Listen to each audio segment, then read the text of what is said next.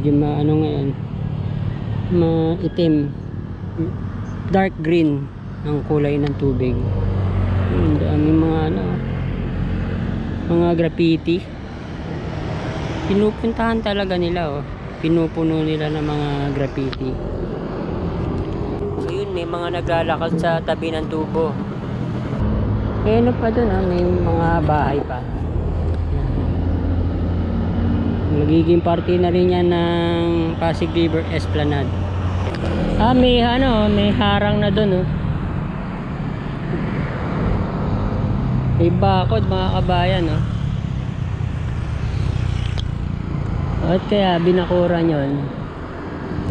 Wala pa mga ano dito, poste. Dito nakapaling yung ano yung poste ng ano NLEX. Yan, oh. Balik tayo dito sa Paco Santa Mesa Road. Pagpasan na natin to. Wala pang na ilalagay ng mga girders dito. Ito na. Kawasak-wasak yung kalsada. Grabe, oh. Napakalaking proyekto nitong NLEX.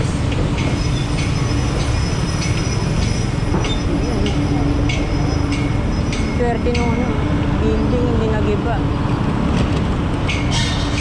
Meron na dito. Portal beams na.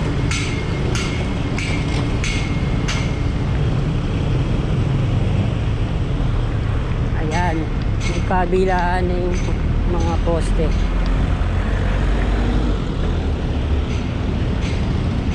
Dito ano pabilog.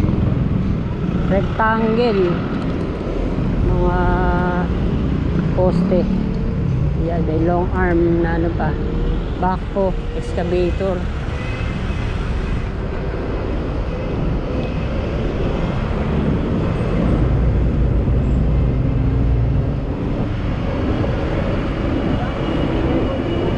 Yan. Zamora Bridge na. Magkabila na talaga yung vandals, oh. Graffiti. Wala pang ano dito, poste sa ay tapat ng tulay.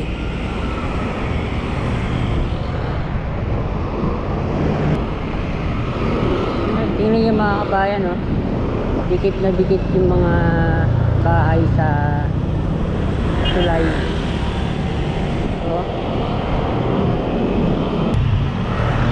Dito may mga bahay pa rin sa gilid, nakadikit sa Zamora Bridge. Tingnan niyo yung mga poste ng ilaw dito.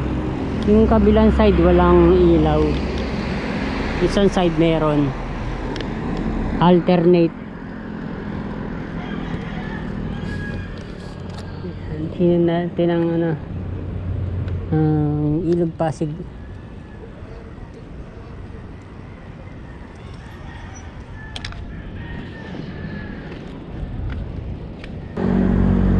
Tingnan natin ang tubig sa Ilog Pasig sa Bagong Pilipinas. Yan, medyo maano ngayon, maitim, dark green ang kulay ng tubig. Ang daming mga ano, mga graffiti. Pinupuntahan talaga nila, oh.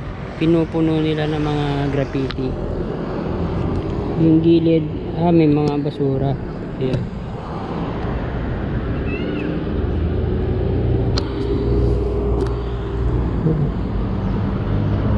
Eh, ano pa dun, may mga bahay pa. Ayan. Magiging party na rin yan ng Pasig River Esplanade. Meron na dun may linear park na. Pero may mga ano mga tao, mga nakatambay. Hindi siya masyadong accessible. Kung merong ano dito, hagdan, yan, madaling puntahan. Wala. Ayan, may bahay pa, oh. Tanggal din to, giba rin to. Hindi ko alam kung nag-ooperate ngayon ng ano, PUP station. Parang wala akong nakikitang mga nag-aabang. Alam ko yan, inaayos yung ano, yung dock o platform, ina-upgrade. Wala namang mga ano, mga water hyacinths. May mga basag na bote pa dun eh.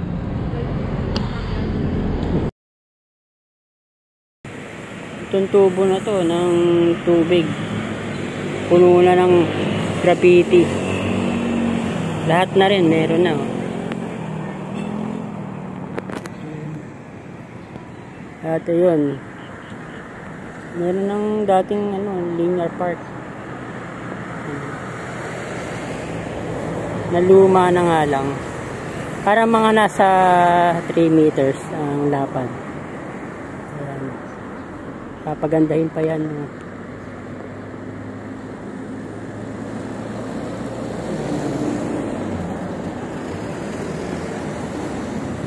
Sa kabila pa, kung gagawa pa ng river esplanade. Ang lapad ng ano dito, ng Ilog Pasig. Ayan. Pwedeng maglagay ng esplanade kahit pagkabila pa. Ayan.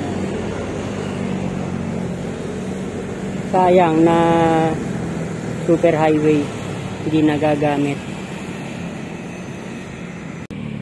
Tingnan natin yung PUP station. Ayan.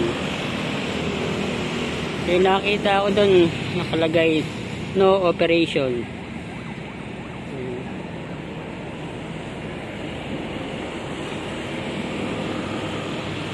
Pero may nakatigil na ano, na parang tugboat, bangka.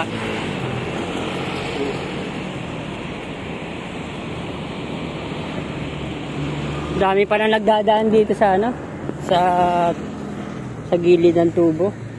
Ito yun oh, yung linear park. Yan, mga nasa 2 meters ang lapad. Yan.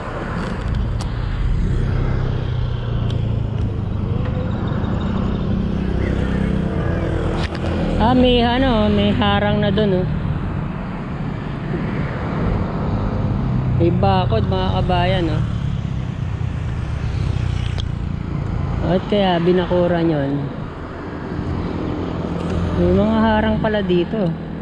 Hindi pala talaga linear park to.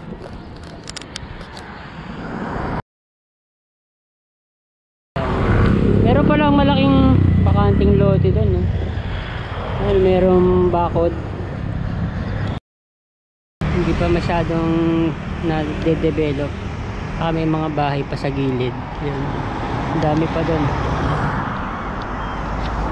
Dito rin sa kaliwa merong, hindi pa siya talaga linear park.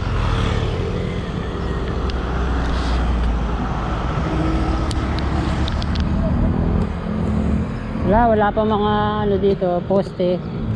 Dito nakapaling yung ano eh, yung poste ng ano eh, NLEX. Ayan oh. Banda dito.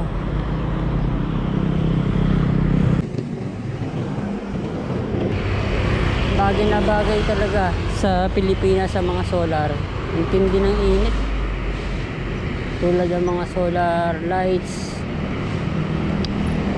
solar na bangka.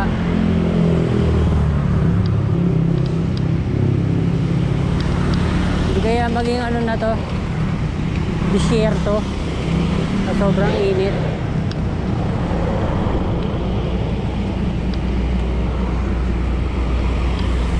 Nakapaling yung ano, yung poste ng NLEX.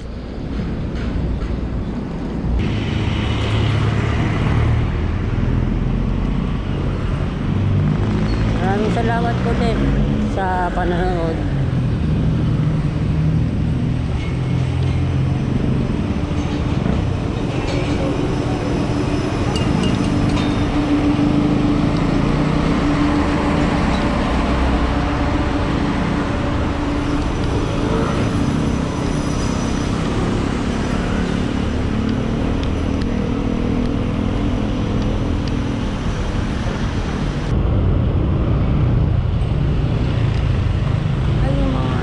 talaga.